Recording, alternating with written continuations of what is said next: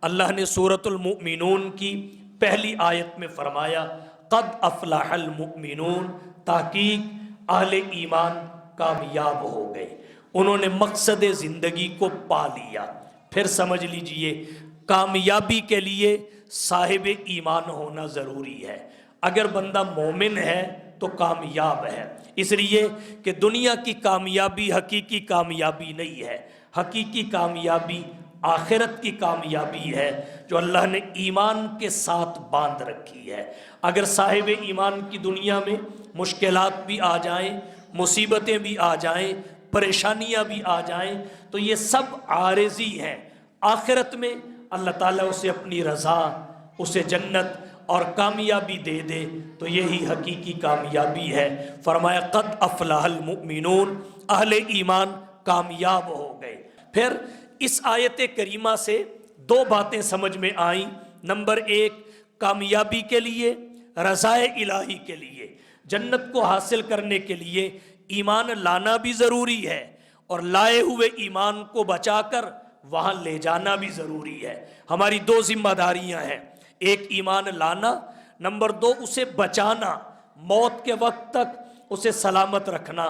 جو شخص موت کے وقت تک اپنے ایمان کو بچا لے، سلامت رکھ لے، وہ کامیاب ہے۔ اور موت کے وقت کا کسی کو علم نہیں ہے، کب آ جائے موت کے وقت کی کسی کو خبر نہیں ہے۔ کیا پتہ جو لقمہ کھا رہا ہو یہ آخری ثابت ہو، جو گھونٹ پی رہا ہو یہ آخری ثابت ہو، رات کو سویا صبح کو اٹھنا بھی نصیب ہوتا ہے یا نہیں، اٹھا رات کو سونا اور بستر پہ دراز ہونا بھی نصیب ہوتا ہے یا نہیں۔ تو اللہ نے موت کا وقت ہر کسی سے چھپا رکھا ہے۔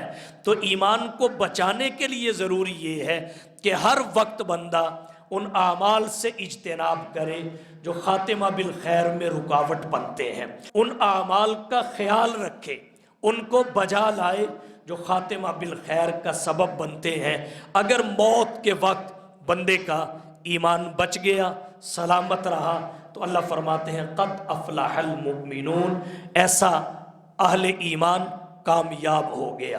آگے ان اہل ایمان کی صفات میں سب سے پہلی صفت ذکر کی الذین ہم فی صلاتہم خاشعون، جو اپنی نمازوں میں خشوع اختیار کرتے ہیں۔ میں نے عرض کیا خشوع کا معنی ہے جھکنا، عاجزی کرنا، انکساری کرنا، پست ہونا، اور اس کی دو قسمیں ہیں۔ ایک خشوع باطنی کہ بندے کا دل اللہ کی طرف متوجہ ہو، نماز میں بندے کی کیفیت یہ ہو کہ میں اللہ کو دیکھ رہا ہوں، اللہ مجھے دیکھ رہا ہے، دکان کا حساب نماز میں نہ ہو، بھولی باتیں نماز میں یاد نہ آئیں، گمشدہ چیز نماز میں انسان کے علم اور ادراک میں نہ آئے۔ اللہ کے نبی نے ایسے قلب سے، ایسے دل سے پناہ مانگی ہے جس دل میں خشوع نہ ہو۔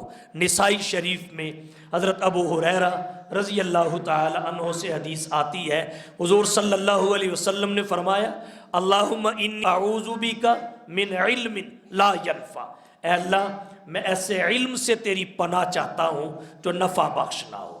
علم نافع کا سوال کیا، اللہم انا نسألک علما نافعا ورزقا واسعا وشفاء من کل داء، اور علم غیر نافع سے پناہ مانگی اللہم انی اعوذ بک من علم لا ینفع، اور ایسے قلب سے، دل سے پناہ مانگی جس میں خشوع نہ ہو، ومن قلب لا یخشع، لہٰذا اپنے دل کو نماز میں اللہ کی طرف متوجہ رکھنا ہے۔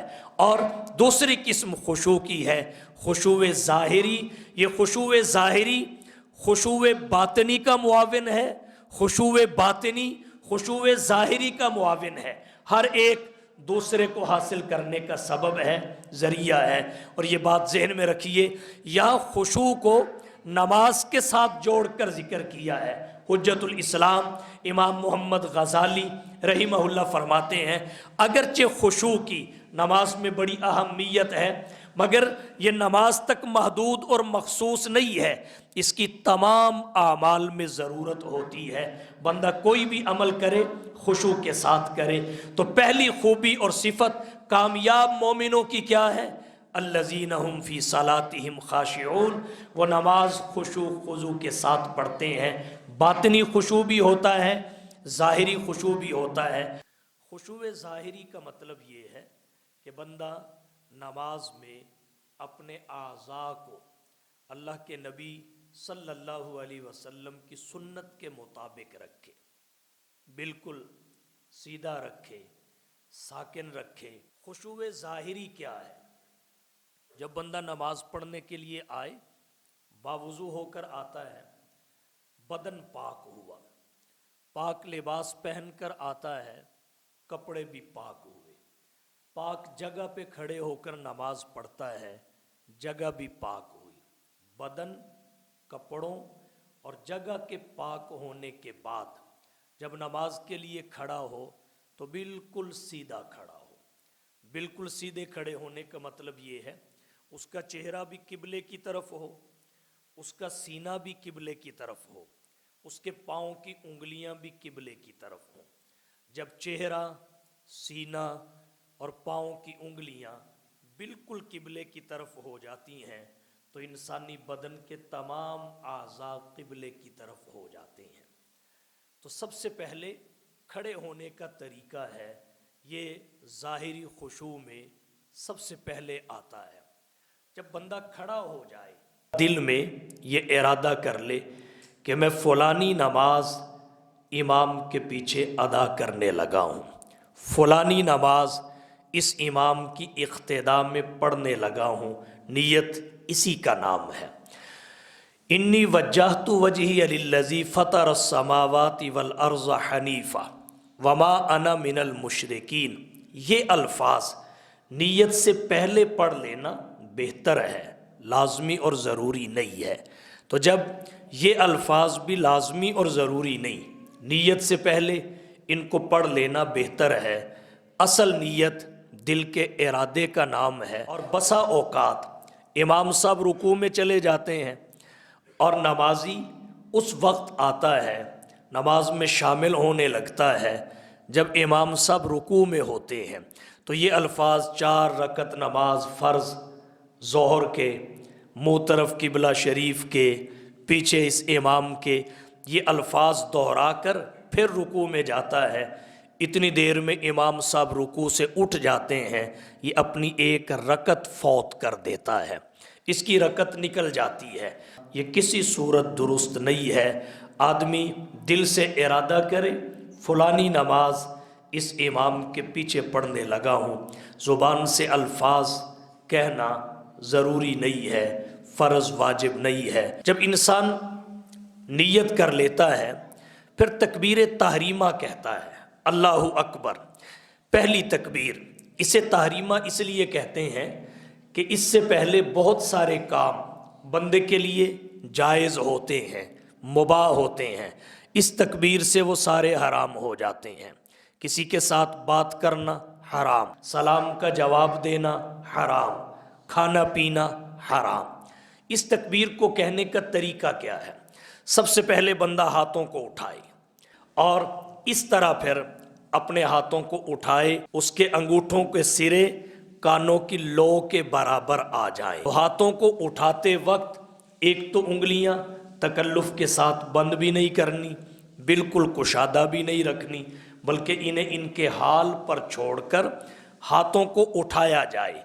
अल्लाह के रसूल सल्लल्लाहु अलैहि वसल्लम ने फरमाया, इज़ा सल्लैता फजअल यदैक हिज़ाअ उज़ुनैक। जब आप नमाज पढ़ने लगे तो अपने हाथों को अपने कानों के बराबर कर लें। हथेलियाँ बिल्कुल किबले की तरफ सीधी रखनी है, न ये कानों की तरफ करनी है, न यूँ आसमान की तरफ करनी है। बसा औकात देखा जाता है कि नीयत बांधते वक्त आदमी अपनी हथेलियों को यूँ कर लेता है, ये आसमान की तरफ हो गई, ये दुरुस्त नहीं है। और बाज़ यूँ नीयत बांधते हैं, ये भी दुरुस्त नहीं है। हथेलियाँ किबले की तरफ सीधी रखनी है और ये अंगूठे कानों की लो के बराबर रखने हैं। याद रखिए, हाथ उठाते वक्त कानों को पकड़ना दुरुस्त नहीं है। बाज़ बंदे कानों को पकड़ लेते हैं, कानों को पकड़ना दुरुस्त नहीं है। और اگر یہ انگوٹھے کانوں کی لو سے لگ جائیں تو اس کی گنجائش ہے تاکہ بندے کو یقین اور تسلی ہو جائے کہ میرے ہاتھ کانوں کے برابر آ چکے ہیں، بالکل قبلے کی طرف ہاتھ رکھنے ہیں۔ اور طریقہ یہ ہے، آدمی تکبیر تحریمہ کہنے سے پہلے ہاتھوں کو اٹھائے اور تکبیر تحریمہ کہتے ہوئے انہیں باندھے۔ تکبیر تحریمہ کہنے سے پہلے ہاتھ اٹھانے ہیں، کیونکہ یہ غیر اللہ کی نفی ہے، عملاً بندہ غیر اللہ کی نفی کرتا ہے، اور جب اللہ کا نام لیتا ہے تو اللہ کے آگے اپنے آپ کو پست کر دیتا ہے، اس کے ہاتھ نیچے آ جاتے ہیں۔ فقہا نے لکھا ہے اگر کوئی امام پہلے ہاتھوں کو باندھے پھر تکبیر تحریمہ کہے، اس کے پیچھے نماز تو ہو جاتی ہے لیکن یہ بہتر نہیں ہے۔ بہتر طریقہ یہی ہے کہ پہلے ہاتھوں کو اٹھائے اور پھر تکبیر تحریمہ کہتے ہوئے اپنے ہاتھوں کو باندھ لے۔ اب اگلا مسئلہ یہ سمجھنا ہے کہ ہاتھوں کو باندھنا کہاں اور کس طرح ہے۔ احادیث مبارکہ میں جو ہاتھوں کو باندھنے کا صحیح مقام آیا ہے وہ ناف کے نیچے، ناف سے متصل باد ہے۔ اور باندھنے کا طریقہ کیا ہے؟ ہمارے بعض دوست یوں اس دایاں ہاتھ سے بایاں کلائی کو پکڑ لیتے ہیں اور بعض ہاتھ سے ہاتھ کو پکڑ لیتے ہیں۔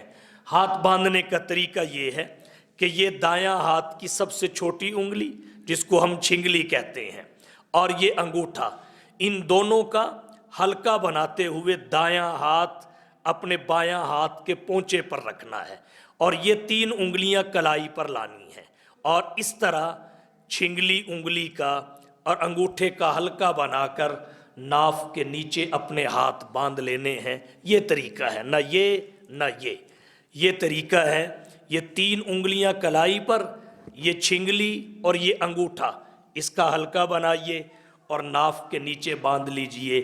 نہ سینے پر ہاتھ باندھنے ہیں، نہ ناف سے بہت نیچے باندھنے ہیں، بلکہ ناف سے متصل ناف کے نیچے ہاتھ باندھ لیے جائیں۔ یہ تھا تکبیر تحریمہ کہتے ہوئے ہاتھوں کو باندھنے کا طریقہ۔ اس کے بعد قیام کے مسائل سمجھ لیجئے، یہ خشوع ظاہری میں آتے ہیں۔ قیام کیسے کرنا ہے؟ قیام میں میں نے پہلے ابتدا میں ذکر کر دیا، قبلہ رو کھڑے ہونا ہے، چہرہ بھی قبلے کی طرف ہو، سینہ بھی قبلے کی طرف ہو، پاؤں کی انگلیاں بھی اپنی حالت پہ رکھتے ہوئے قبلے کی طرف کر لی جائے، اور پھر قیام اس طرح کیا جائے کہ چہرہ یہ تھوڑا سا جھکا ہوا ہو۔ کیوں؟ اس لیے کہ چہرے کے تھوڑے سے جھکاؤ سے نظر سجدے والی جگہ پہ رہتی ہے، اور نظر کا سجدے والی جگہ پہ ہونا ضروری ہے۔ نظر جائے نماز سے باہر نہ جائے، آدمی آنکھوں کے کناروں سے دائیں بائیں نہ دیکھے، تھوڑا سا اوپر والا حصہ یعنی سر جھکا ہوا ہو۔ اس طرح زیادہ نہ جھکائے کہ بندے کی کمر میں خم آ جائے، یہ درست نہیں ہے۔ اللہ نے قرآن کریم میں فرمایا قوموا للہ قانتین، کھڑے ہو جاؤ اللہ کے سامنے فرما بردار بن کر۔ جب آدمی نماز پڑھنے کے لیے آتا ہے تو وہ شہنشاہوں کے شہنشاہ کے دربار میں کھڑا ہوتا ہے، حاضری دیتا ہے، اور جب بندہ کسی بادشاہ کے دربار میں کھڑا ہو تو اکڑ کے بھی کھڑا نہیں ہوتا اور غفلت اور لاپرواہی سے بھی کھڑا نہیں ہوتا۔ تو کھڑا ہونے کا انداز ایسا ہو کہ بندہ اکڑ کے بھی کھڑا نہ ہو۔ بعض دفعہ ہم اپنے قیام کا طریقہ ایسے بنا لیتے ہیں کہ اس میں ادب نظر نہیں آتا، اس میں احترام نظر نہیں آتا۔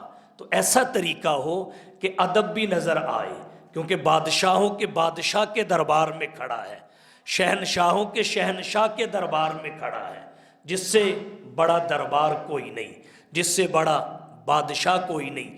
یہاں اتنا ہی عاجز بن کے کھڑا ہونا ہے، اتنا ہی اپنے آپ کو پست رکھنا ہے۔ تو صرف اپنے اوپر والے حصے کو یعنی چہرے کو تھوڑا سا جھکائے تاکہ اس کی نظر سجدے والی جگہ پہ رہے۔ اور یہاں سے یہ بھی معلوم ہوا کہ نماز پڑھتے وقت آنکھیں بند کرنا درست نہیں ہے، نماز آنکھیں کھول کر پڑھنی چاہیے۔ جب بادشاہ کے دربار میں بندہ کھڑا ہو پورے ادب کے ساتھ کھڑا ہونا چاہیے۔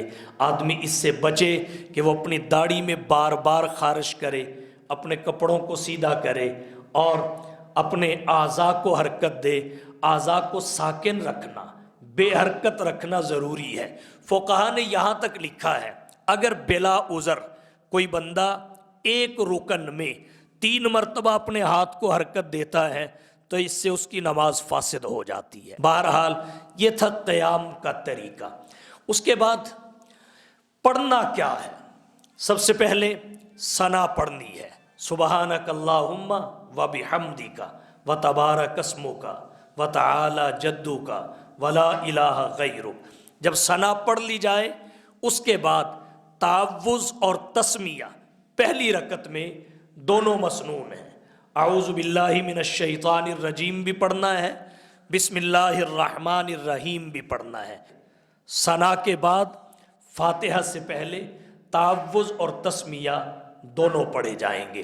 البتہ جو دوسری، تیسری اور چوتھی رکعت ہوگی ان میں فاتحہ شروع کرنے لگے گا تو اس سے پہلے بسم اللہ پڑھنا بالاتفاق مسنون ہے۔ تو پہلی رکعت میں پہلے ثنا، پھر اعوذ باللہ، بسم اللہ، جس کو تعوذ اور تسمیہ کہتے ہیں، انہیں پڑھنے کے بعد سورہ فاتحہ شروع کرے گا۔ اگلی رکعات میں فقط تسمیہ پڑھنا یہ ضروری ہے اور بالاتفاق مسنون ہے۔ اور جب فاتحہ پڑھ لے پھر سورت بھی ملائی جاتی ہے۔ سورت ملانے سے پہلے تسمیہ پڑھنا مستحسن اور بہتر ہے، اور یہ اس کے قرات کے معاملات تھے۔ چھوٹی سورت بھی پڑھ سکتا ہے، بڑی ایک آیت بھی پڑھ سکتا ہے، چھوٹی 3 آیتیں بھی پڑھ سکتا ہے جو چھوٹی ایک سورت کے برابر ہو جائیں۔ یہاں ایک بات اور سمجھنے کی ہے، وہ یہ کہ جب بندہ قرات کرے اس کے لیے ضروری ہے اسے حروف کی پہچان ہو۔ جس جگہ سے حروف نکلتے ہیں وہ انسان کے منہ میں مختلف مقامات ہیں، انہیں مخارج کہتے ہیں۔ مخرجوں کا بھی علم ہو کہ کون سا حرف منہ کے کون سے حصے سے نکلتا ہے، اس کا مخرج کون سا ہے۔ اس کے بعد ادائیگی کا طریقہ صحیح ہو، لب و لہجہ درست ہو، ادائیگی کے طریقے کا صحیح ہونا، حروف کی پہچان ہونا، حروف کے مخارج کا علم ہونا، یہ انتہائی ضروری ہے۔ اس کے بغیر بعض دفعہ ایسا ہوتا ہے جب آپس میں ملتے جلتے حروف جو تلفظ کے اعتبار سے ایک دوسرے کے قریب قریب ہیں، اگر ان میں فرق معلوم نہ ہو تو اس سے معنی بدل جاتا ہے۔ 1-2 مثالیں ذکر کروں گا۔ قرآن کریم میں کاف بھی آتا ہے کراچی والا اور قاف بھی آتا ہے قینچی والا۔ اب ان کے مخرج الگ الگ ہیں، ان کی ادائیگی اور تلفظ کا طریقہ الگ الگ ہے۔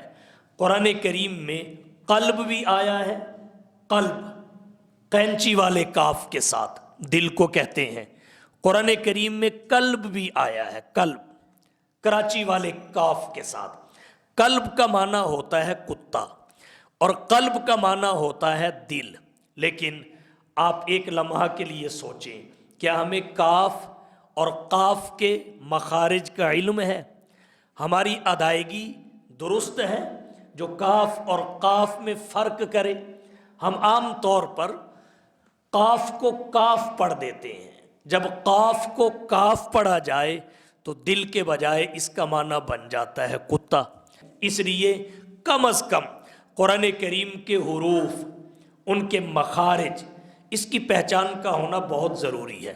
ٹوٹل 29 حروف ہیں، ان کے لیے کسی قاری صاحب کی خدمت میں بیٹھ کر اپنے حروف کو درست کرنا بہت ضروری ہے، وگرنہ ہم جب قرات کرتے ہیں قرآن کریم کے الفاظ کے معانی بدل جاتے ہیں۔ 1-2 مثال میں اور ذکر کر دیتا ہوں۔ قرآن کریم میں سورۃ الفاتحہ پہلی سورت ہے اور اس کا پہلا لفظ ہے الحمد، الحمد للہ رب العالمین۔ اب حمد کو ہم عام طور پہ الحمد پڑھتے ہیں، الحمد۔ حمد کے بجائے حمد پڑھتے ہیں، معنی میں کیا فرق پڑے گا؟